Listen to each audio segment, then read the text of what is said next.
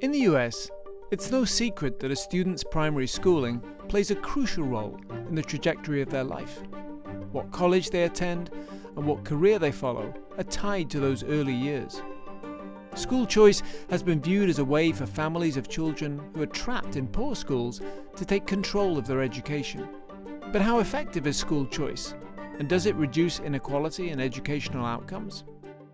Fundamental question I was interested in this research is whether or not families are better off under traditional systems of choice or if they're better off in neighborhood-based assignment, and kind of digging deeper, yielding some additional insights into what the exact channels are that contribute to any potential effects. So we can think about families or a working class family where the parents work multiple jobs, and we can compare that to a more advantaged family.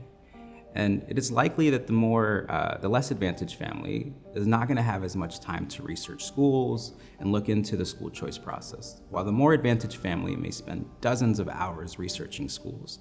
And so what may happen in practice is that less advantaged family is likely not going to exercise choice or benefit from a school choice initiative or school choice expansion, while that more advantaged family will. Right? And if we think that the less advantaged family has their student enrolled at a school that is near the 25th percentile, and the more advantaged school has their student enrolled at a school that is at the 75th percentile, a school choice initiative in this stylized example will only exacerbate educational inequality, with the more advantaged families moving up the ladder and the less advantaged families kind of staying where they're at or perhaps moving down or not moving up by as much as the more advantaged families. That's Chicago Booth's Christopher Campos. He and his co-author Caitlin Kearns looked at the Zones of Choice program that was implemented in LA in 2012.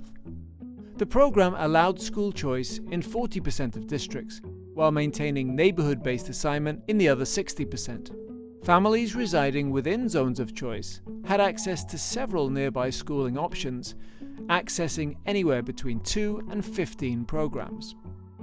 Although school choice is popular in the US, there had never been a study about how centralized assignment systems affect student outcomes. So the basic idea of the research is to just follow cohorts over time, comparing the educational trajectories of students that are residing within these zones of choice neighborhoods or boundaries to those that are in the unaffected regions. And comparing their educational trajectories over time informs us about the causal impact of these centralized systems of choice on student outcomes. Because each zone of choice varied in size and offerings, the degree of popularity within each zone also varied, which increased beneficial school competition. The researchers then measured the success of the program by looking at both test scores and college enrollment. Results showed that the pre-existing achievement gap between zones of choice and other areas was eliminated 6 years after the program was introduced. From a within-district inequality perspective, this program was effective in essentially eliminating all of the inequality that existed before its introduction. In terms of the underlying channels that contribute to these effects, I find that student school match quality effects are very minimal, so it's not really playing too big of a role, but competition essentially explains all of these effects.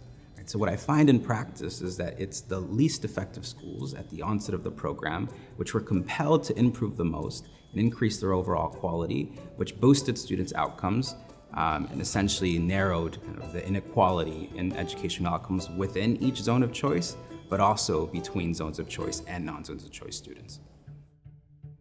In a variety of surveys that the school district runs each year, most students said they were happier at the schools that showed success in the Zones of Choice program. They also reported believing their teachers to be working harder to help them succeed. Both of these alternative measures seem to suggest that the program was a success. This work serves as a useful case study showing that these increasingly popular centralized systems of choice can elevate student outcomes and reduce achievement gaps. But I would be cautious about exporting this policy to just another random large urban school district because LA is very peculiar in terms of how it set up these zones of choice. So one thing I haven't mentioned thus far is each zone of choice is pretty segregated in terms of socioeconomic status and race. Right? So it's unclear whether this type of policy would have the same impact if we were to integrate across race or socioeconomic status. Right? And while the adverse impacts of being enrolled in segregated schools did not outweigh the benefits of the program in the short run, it is possible that these adverse impacts could pop up when we start following these kids into later life, right? So maybe as they enter the labor market, we could start finding something different.